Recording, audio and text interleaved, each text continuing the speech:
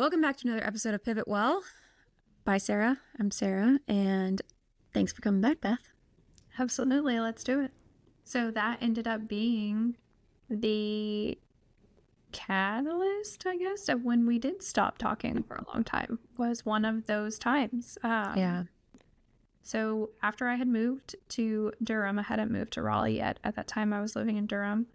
I had withdrawn from university because I was under too much pressure, too much stress, and I didn't think I could do it.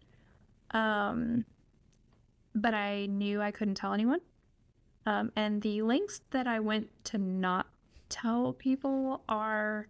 You should have been a private investigator.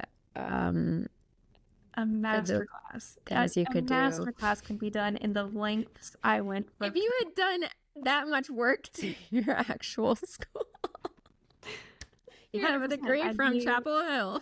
I'd be a doctor right now. So, and we could probably do an entire episode on why I don't have a degree from Chapel Hill. I want to know, actually. We've never talked about that. We won't talk about it now. We're not going to do it now. We got to keep going. So I had withdrawn. I didn't want anyone to know. I was living with our stepmom's sister. So I was still getting up and going to class. Which is wild. Every day. And would just like sit in my car or walk around campus. Like I was going to campus. Bethany. I know. That's what I say. No, listen, I'm not going to judge because... But the weight of that, so all of that to say the weight of that was pressing on me. Like I knew it wasn't an if I was going to get caught. Like it was a when. Like I knew that obviously at some point I was not going to have a piece of paper that said I graduated. You might have. I'm getting anxious thinking about that for you. Honestly. It was a lot. And my empathy is kicking in. Like I can't even like that hurts my heart for you to have to go through. Told anyone. Like I hadn't even told anyone in Durham. Like my friends that I had there, the person I was seeing, like I had not told anyone. Yeah, because you know what? That one person you met there, that friend you had, that's now a Korean like actor. Famous Korean actor. So random. Anyway, like you said, like, oh, we don't have any classes together this semester or something like that. Because you and I were talking or whatever. Yeah. So like I hadn't told anyone. And we went to like a weekend conference at our church camp. And for some reason you came up with not our stepmom. So it was just going to be you and I there. I mean, obviously other people were there. It was like a women's retreat or something. But you came with someone else. And that was the first time we had seen each other. And we both knew nobody else was around. And you and I were sitting outside looking up at like the stars and the moon and stuff from the cabin that we were staying in. And I broke down and told you because I was just so overwhelmed. Wait, I don't actually remember.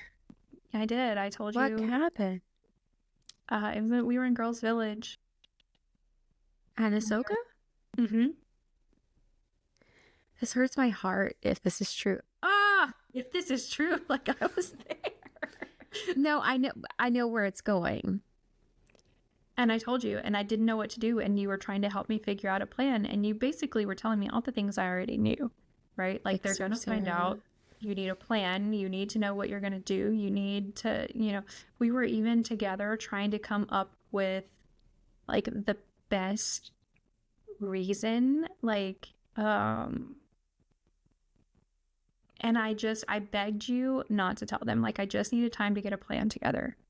Just at EMDR, and I had this picture of you in my head saying, please don't tell them. Please don't tell them. That probably was that, because that was the biggest thing. That was the biggest thing I ever had been keeping from anyone, ever. Yeah, and then you wanted me to keep it. Like the one person who just... But like in retrospect, like, it was a lot on me. Like, putting it on you wasn't exactly fair. Or smart. I've looked back now, and I think that there was a part of me that knew you were going to tell. Yeah, it was gonna be Like, I think easier. I wanted Your springboard to get caught. Like, I think I was just tired of, subconsciously. yeah. So, and sure enough, it did not take you, bro. We left on a Sunday. I got a phone call on a Monday afternoon. Do you know subconsciously why I did that? I wanted you back home. Oh, well, Didn't work out. did not work. No, that was really conflicting for me. For a lot of reasons. I was jealous. I had just had to drop out of high school, wasted any like chance I ever had of getting into college, and I had to get my GED and go to like a community college. The trajectory I was on at Thomas Jefferson, I wanted to go to Duke because I knew like that chance for me was over. And Well, I don't so know there was why. Like, I got a GED and I was at Chapel Hill. no, but this is what I was told in my head. Like, if you know, like this is the limiting factor that was put on me, especially because of my sick, like my illness. And I regretted the moment I told. Yeah, so I got a phone call from our stepmom first. I think she said, like, pack your I'm on my way. And I hung up on her. You are. And so then she kept like blowing up my phone, and I just was not answering the phone for her anymore. So then our dad called. Weakness. And I answered the phone, and he was like, you know, how could you do this? How could you be so dumb? What were you thinking? You know, and then like also like really lambasting me for dragging you into it. Like, you shouldn't have put your sister in this situation. I can't believe you told her not to tell us. You're trying to get your sister to keep secrets from us. And he reiterated, he said, you know, mom's on her way. You're coming home. And I said to him, and this is the only time I've ever said anything like this to him, super proud of me in that moment. Wish I could sometimes find that again for myself, just in general. But I told him I would rather be homeless in Durham than go back to their house. And I hung up on him, and I did not answer any more phone calls. I left the cell phone, because they had been paying for it, in the front seat of the car. Had a friend come pick me up. I went and stayed with her for like a year. I stayed with her for like a year, sleeping on her couch. So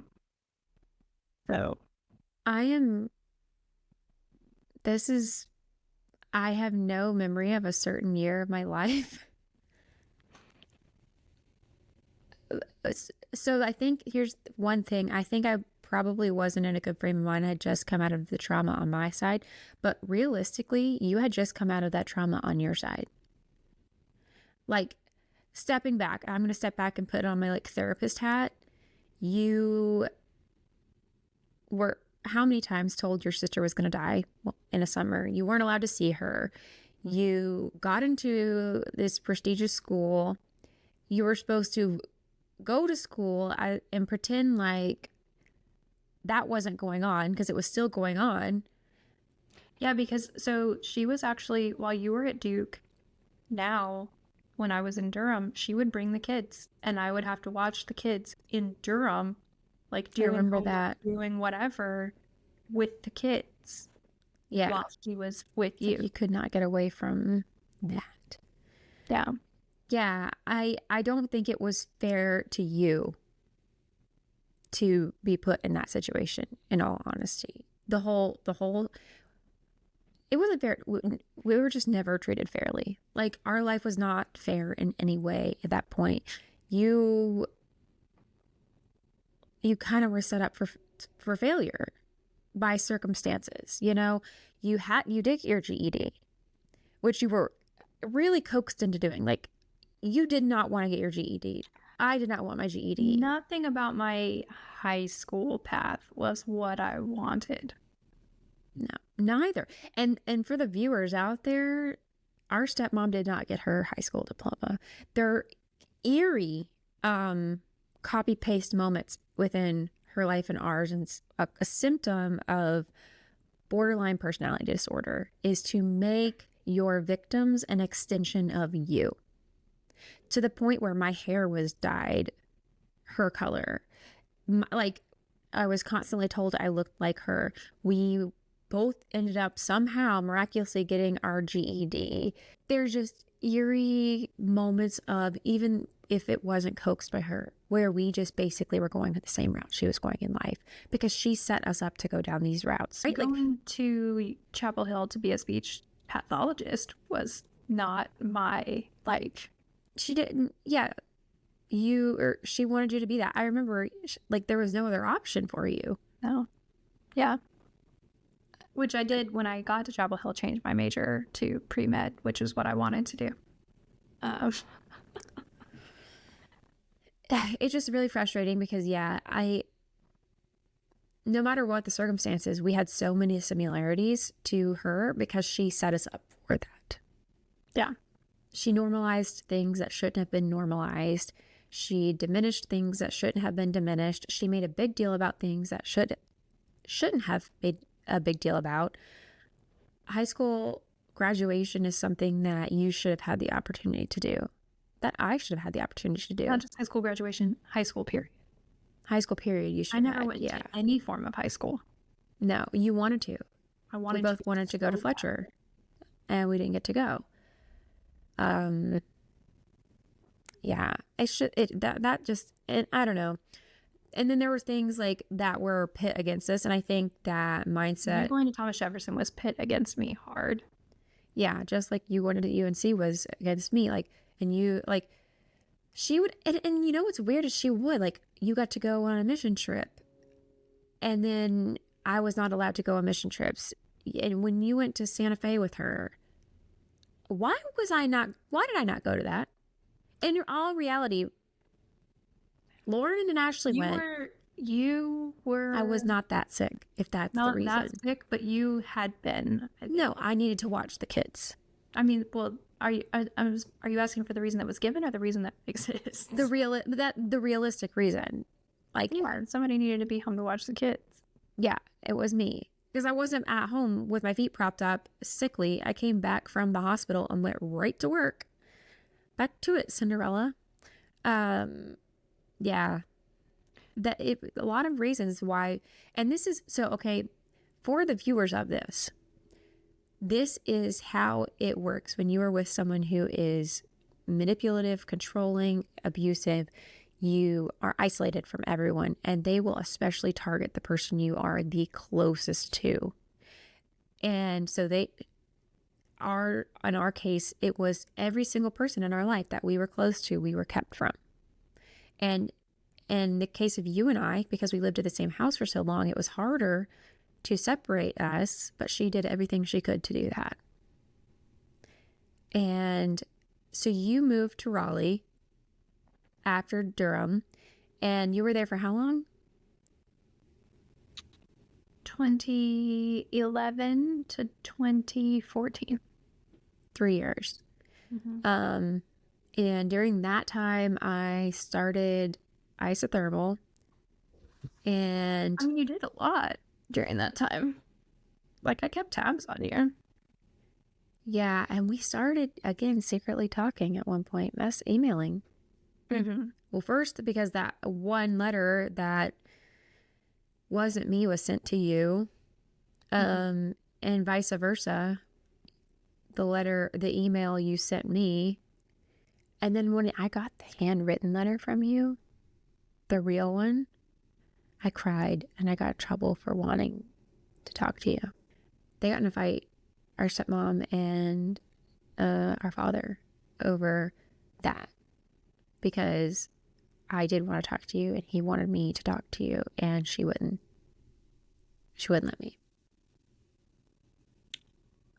Yeah, so there was a lot of manipulation during the time that I was in Raleigh. I was at the height of my, I think, mental health abuse. Mm-hmm. during that time? And like when our grandfather died, our mom's dad died. We both went to the funeral, and for some reason our stepmom went to the funeral as well. Yeah. Because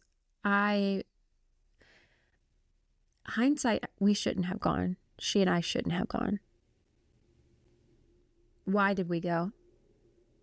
You know, like, I don't really know. Why was she? I think she wanted to see you.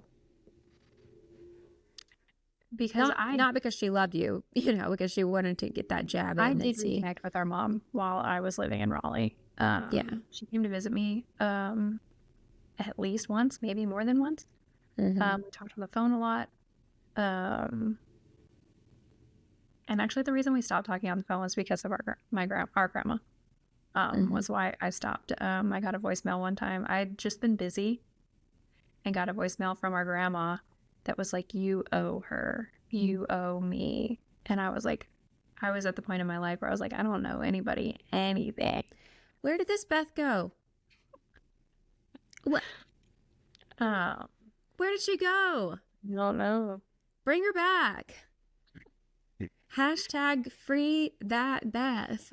And I stopped, and I didn't talk to either of them again until 2020. I was already married. So I facilitated that. Yeah. So it's so interesting how you have such a clear timeline of all of this. Because I struggled with disassociation. Oh, yeah, I can give you the dates. That happened in January 2012. Like, the hospital for me did me in. So if it wasn't already bad enough, like at home, having our reality kind of distorted by somebody telling us lies on lies on lies, then I went to the hospital, got psychosis from being in the hospital, ICU psychosis, put on a ton of meds. I don't remember hardly anything, and I don't know if it's the meds or... So from outward appearances, and I know that that's what they were, you were having the time of your life. And I think while I was gone, and I think part of that was, I think part of it was a show. I think that it was, I think you were, like, you were used a lot for different things publicly. So, like, when you were taken on your tour,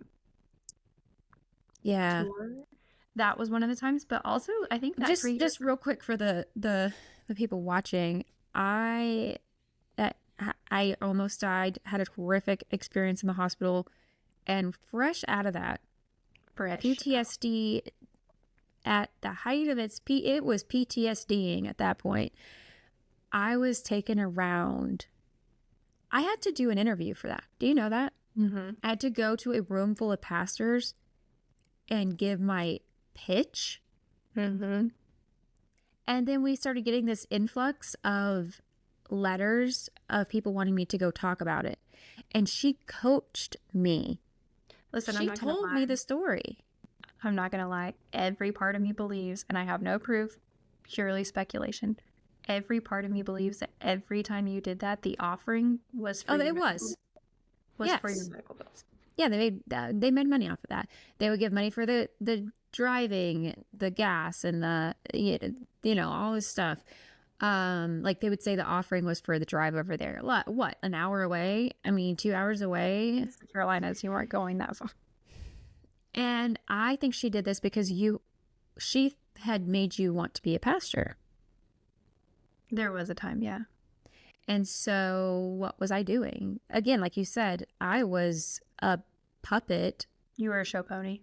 Used to rub in your face things. And so I think that's what she was doing the 3 years. Like, there would be post after post after post of you with all your friends and you at, like, various parties, throwing parties, like, and almost like she pushed people that were more my age and my friend group on you. Yeah, when I started hanging out. Now you're really good friends with those people, and I love that for you. But at the time, it was like, is she trying? And it wasn't you when I say she. You thought it was because your friend like called me and was like, "Are you just trying to hurt her?" And I was like, "But she hurt me." Like that was my mindset. Like she left me. And I'm, but I did not even correlate all of the things. But you were absolutely right. It was like everything was basically a jab at you, Everything that had been like my life when I lived at home, it seemed like it became your life when I left. which was a show because I was going through hell at home. Oh, nope, that's still not a show. That was the same thing. Well, I mean, like you thinking I was like having the time of my life. I was going through hell at home. PTSD was really bad after the hospital. And I wasn't allowed to feel that. I wasn't allowed to think about it. I was allowed to talk about the hospital experience until she was done with me, and then we don't talk about it anymore. But at home, I couldn't talk about it. I was being dramatic. I got to get over it. It was a year ago. Get over it now. And yeah, yeah, interesting times. And then I ended up in the wheelchair. Yeah. You came home as I was leaving. Mm-hmm. Do you remember when I gave you money before I left? Do you know why I gave you that money? I always wanted you to have something to be able to get out. And I kept it. I kept it for a long time. I was like, I didn't have a lot of money myself, but I gave you like $200, I think. And I think my hope was that you would leave. But yeah, I was in the wheelchair for 4 months. Yeah. Yeah. February, because I came like right out. So like the pain started Super Bowl Sunday. So that's like the first Sunday in February. You were flown back home, yeah. So the first time, yes. I was flown. You were flown home while I was there. I left, I guess, if there was a second time. And so I was actually flown back to Raleigh. Okay. And then back. So I was driven home. Our stepmom came and got me and brought me home. Someone in my church who I was very close to passed away. And I was flown. Another person in the church that I was attending there was very sweet, had just gotten like a private pilot's license and had like a tiny plane. And they flew to get me because I couldn't sit in the car long enough to make the journey again. So they flew me back out there for the funeral and then flew me back home afterwards. And yeah, and then I was in the wheelchair until June, like right before my birthday. And they never figured out what was wrong. I feel it was like an autoimmune response. It might have been. I mean, I was tested for everything.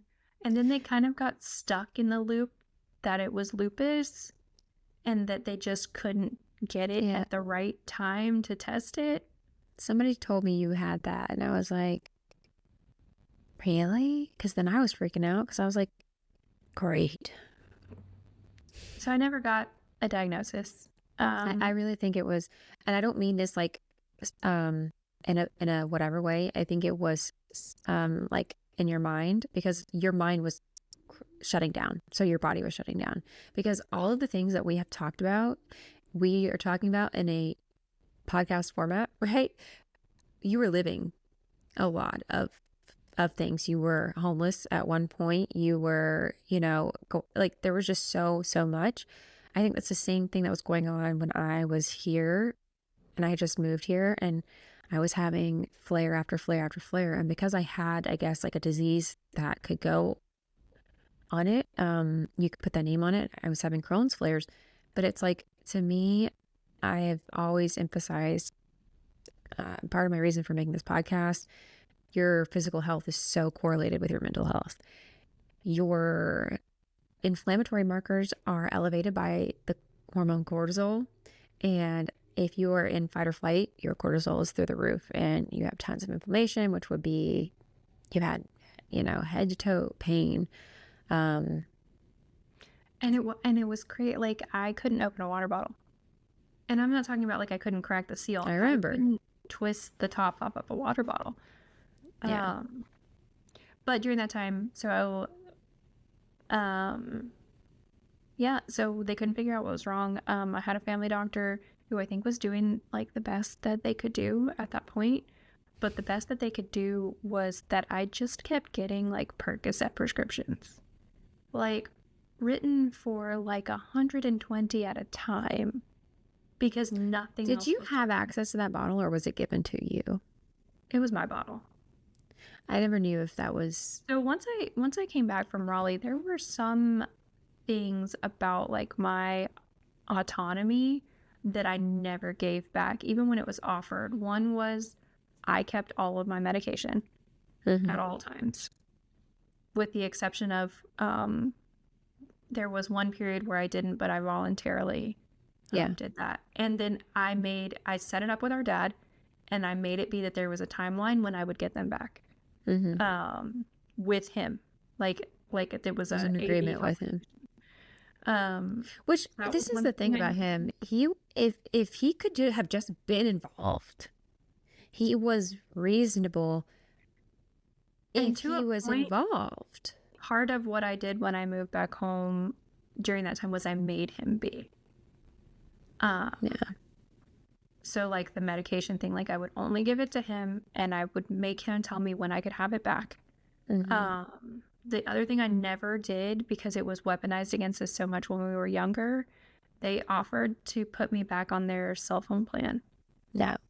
And I never did. I never did that. I kept my own cell phone plan. Because nobody was ever going to take my phone because it was mine. It was weaponized so much against us, guys. I bought a burner phone from Walmart with refillable minutes so that I could talk to people, because every single night it felt like, give me your phone, give me your phone, give me your phone. You could take your phone to school, then you come home and you turn your phone in. You turn your computer in. You don't get to have this. You don't get to have that. It was so like we were living in a psych ward. And so that was when I was sick and when I was on all that pain medication, the manipulation started back like hardcore. Like I had a timeline laid out with friends in Raleigh of when I was supposed to go back to Raleigh. Like I had a job, I had responsibilities, I had an apartment, I had, these things. And then it started really getting pushed on me that maybe it would be in my best interest to stay home for a semester or stay home for a year or, whatever. And I eventually did fall into that trap and agreed to stay home. And this is how people in abusive relationships keep coming back to them. And people don't understand it until they've been there. You don't notice the psychological manipulation that's going on. The little things that turn into entrapment. And which I said I would rather, I intended it to. I was going to be homeless before I ever. Once I left for Florida, I would have been homeless before I went home. And I many times came close. I mean, there are points I would joke with the Gallimores I was legally homeless because they were letting me stay in one of their rooms I couldn't afford, but never was I going to go back. Ever. Not to this day. I'd still be homeless. And one thing that you said when you got your house, what'd you say? I said that we both now always had a home and that we would never have to go back home because we have this home always. We will always have a home with each other. But Beth, money is no option. So, all that to be said, you moved back home. You were trapped at home. I was in Orlando, and will you want to tell your side of it? Well, where are we start? Like, which part? We have 2 reconnections. Basically, at first, we just started talking on the phone, and it was just kind of like a friend. It Yeah. didn't feel like my sister. It was like I'm talking to a friend of mine. And like a friend that you're like wary of almost. Yeah. Yeah, like, well, I enjoyed it. I think you're probably more wary because you were at home. Yeah. Well, so the time when I was in Raleigh and you were home, and like it was very much spun to me, both in my own head and externally, that like you were very jealous of me, and the things that the people I was friends with, the things that I did, like that you wanted that for yourself, and that you would intentionally, this is what was told to me, but like you would intentionally try to make me look bad or make me feel embarrassed or make me feel self-conscious, because you were jealous, because you wanted whatever the thing was. And so I think when we reconnected initially, That same thing was said too, in reverse. yeah. And so like, yeah. And I mean, and part of it is like my own insecurity as well, right? Like I've always felt like you were the prettier sister. And so like introducing you to friends, I was always like, yeah, they're going to pick her. Like that's just You would say that too. I was barely in therapy at this point. But I just remember like she's got to get her self-confidence up. I still think that to this day, you don't give yourself enough credit. People are like, you guys look so much alike. You sound so much alike. Like, and you think we look like completely night and day different. Not true. I think you're just like the tanner, darker hair version of me. And what I was so frustrated about was I'm an extrovert through and through, which everybody always kind of like is annoyed with the extrovert in the room. You were too. And you act like you were not at one point the life of the party. But you were. Yep. Queenie. But not by the time we were at this point. Like this, No, but this surface level reconnection. Yeah. And so I guess I just assumed you were at the same place I was mentally, I think. And you were not. I did struggle too with I would even like intentionally like pull myself back on some things or whatever. It was weird.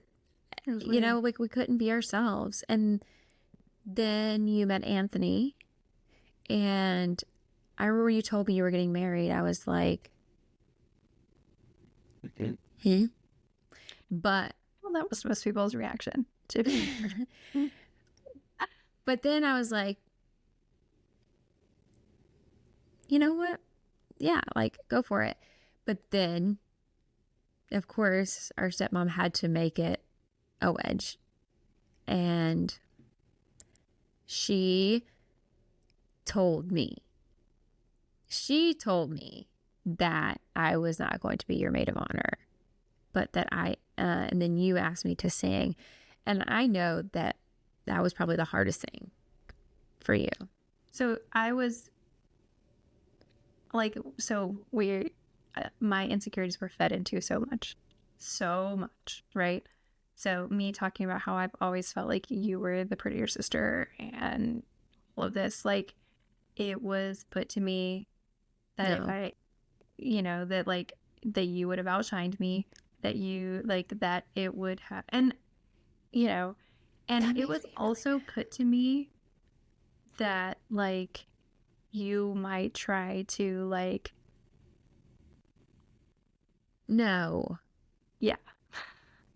Does our father hear this? Are you kidding me? Yeah, like you had obviously you at this point had never even met him. Had never. No, but it's even I'm still stuck on that I would outshine you. What kind of mother? Well, that you would attempt to. Like she didn't say. What kind of mother would say that? Yeah. Like if I were a mom, I would be like, that's not possible. You know what I mean?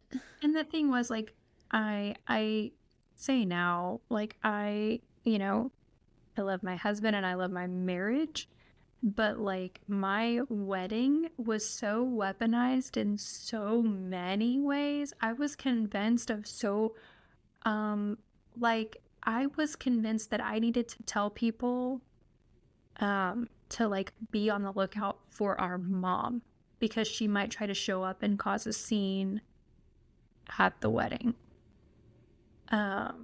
Which And this is obviously, like, I don't think she ever would have done that. no to like to the people listening to this it shows you like we can sit here and be like, how could we have ever thought this? But in the moment, it was so real. I Yeah. know exactly what you mean. Like this stuff was so, and like I believed fully that you had zero desire for me to even be in your wedding or at it. So I was fortunate enough to get to do anything. Yeah. Um, Actually, no. So you singing at the wedding, I pushed it. I wanted see, you in it somehow. yeah, Um, yeah. So no, because I was told that that's a bad idea, that giving you a spotlight to perform was a bad which I idea. was like, I hate performing in public, so singing in public, but I was not going to do it. And Miss Gallimore was like, you will always regret this if you don't go to your sister's wedding. That makes me really sad, like contextually, um, for like It, situations that we've seen people we know who didn't attend like their sibling's wedding, and like it just makes me that hadn't happened yet either. no, that had not happened. No, I know. And I am glad that I was there for you. You know, You like might I be the only went there. person. I don't like I joke about now. It's not funny, but like we joke about now. Like nobody wanted to be at I our wanted to wedding. be there for you because it looking at parts work again. Our little parts who played wedding growing up. I knew she was right. Miss Gallimore was right. I would have regretted it. Even if I hated every second of it, I would have regretted not going ahead, you know. And I had every intention of, I knew our relationship would be better one day. I just knew it. And so I didn't want that to, you know, whatever. And by the way, Miss Gallimore being the mom that she is for saying that, you know, um, like putting perspective into it. I just love her for that. Um, and it was not long after that, and we won't talk about everything around what happened.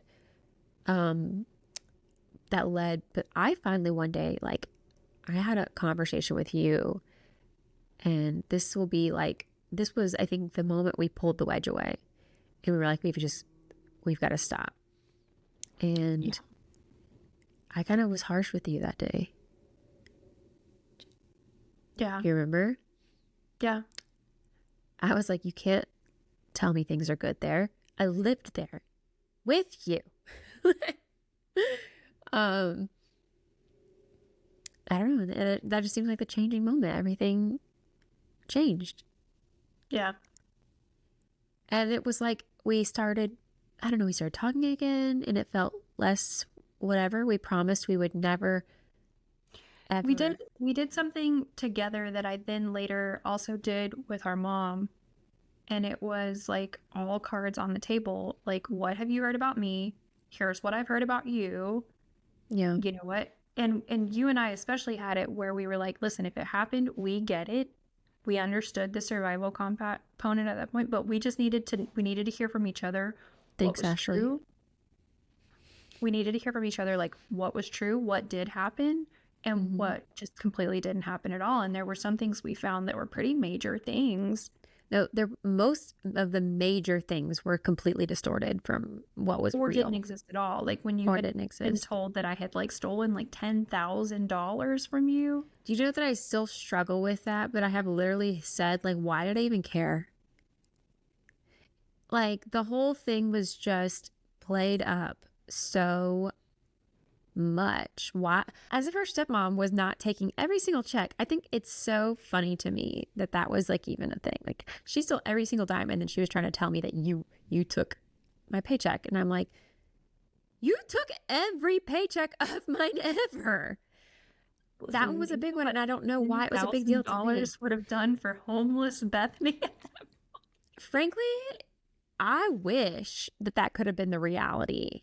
I would have rather you than her, because I wasn't going to get it. I was supposed to be fighting for her money, my money that was going to go to her. What else was big that happened? I don't even remember. That's how like being told you didn't want to come, like that you didn't want to come to the wedding. I mean, like you said you weren't going to go, but then you wanted to, but like I was told you like might not show up at all. Yeah, if I said I was going to go, I was going to go. I tell everybody in my family, if I'm going to be, if I want you to know something, I'm going to tell you. I'm not going to. I think we did finally during that conversation, or during one of those conversations, like hash out like why you told them about UNC. Yeah. Which of course that was kind of like the big one. We hashed out a lot of things about the 3 years where I was in Raleigh and you were home, and there was a lot of, and that's like a lot of personal information that I don't want to go into, but we did like this happened, this didn't happen. That's when we discovered like the emails that we hadn't been writing them to each other. Yeah, there was so much of that came out, and I think too, just putting it in perspective too of how much we both were suffering. Yeah.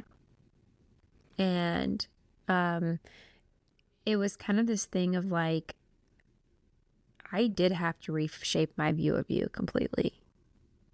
It took a while too. It didn't happen overnight, but I just decided I'm going to get my old sister back.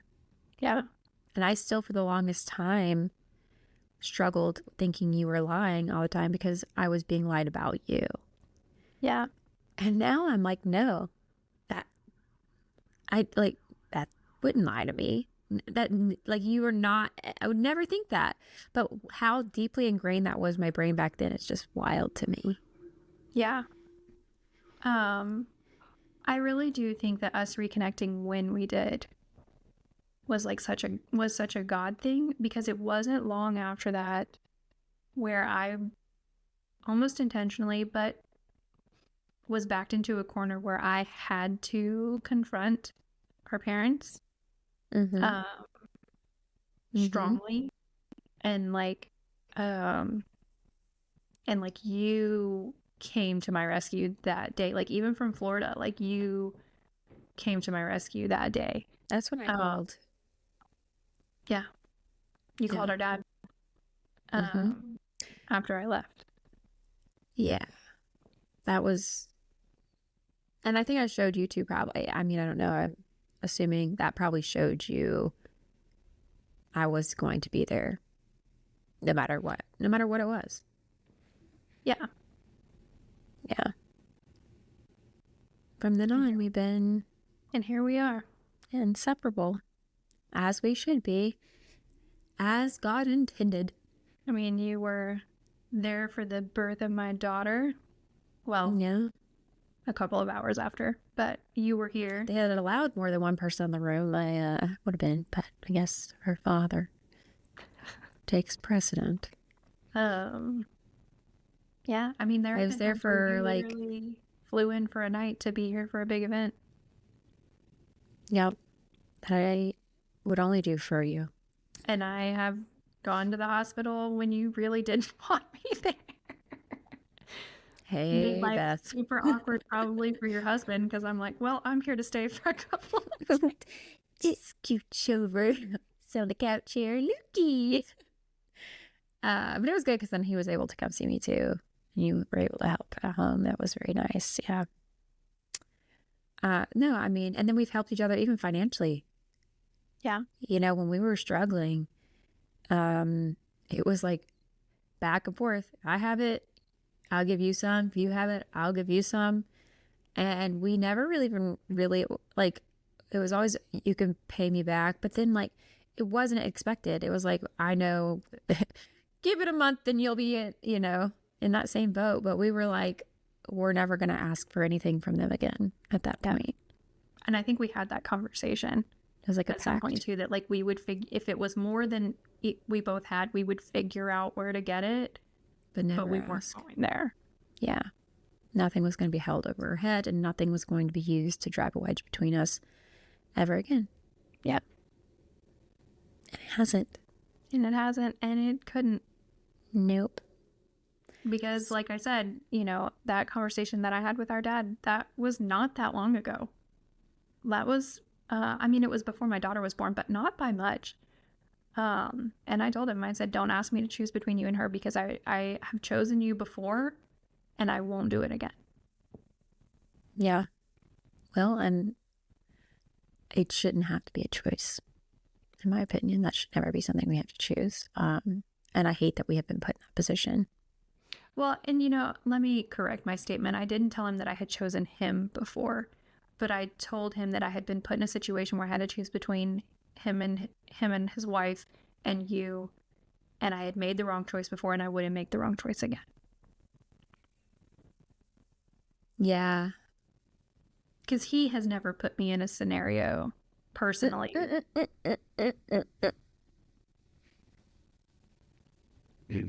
Was he involved in that? Could he have stopped it?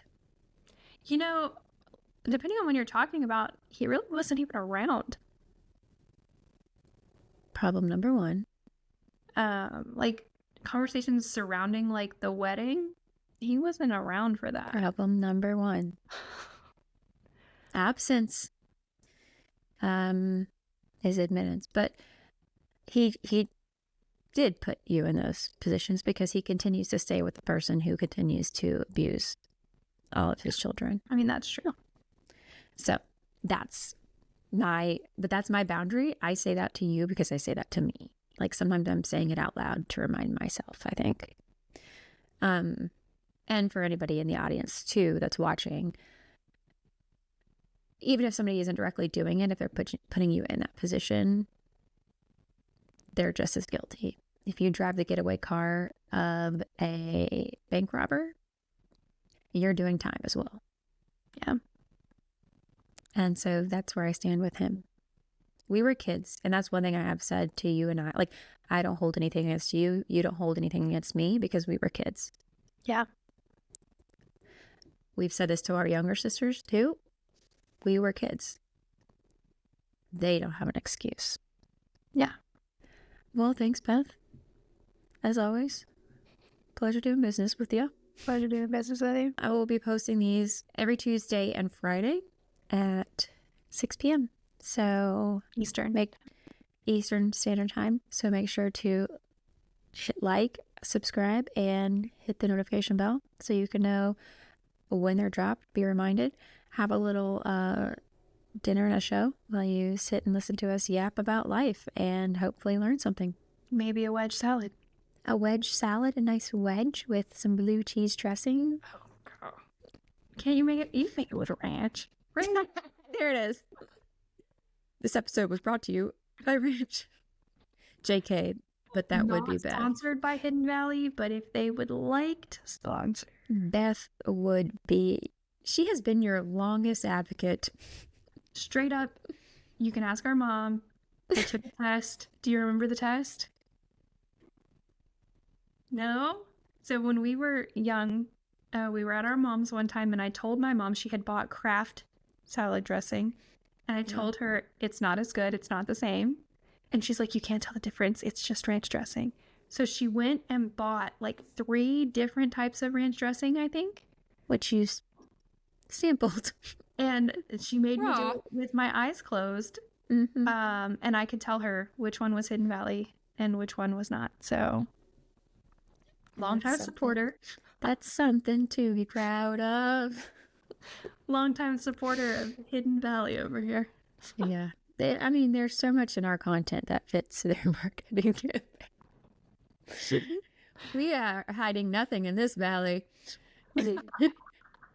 Even funnier because we grew up in a valley.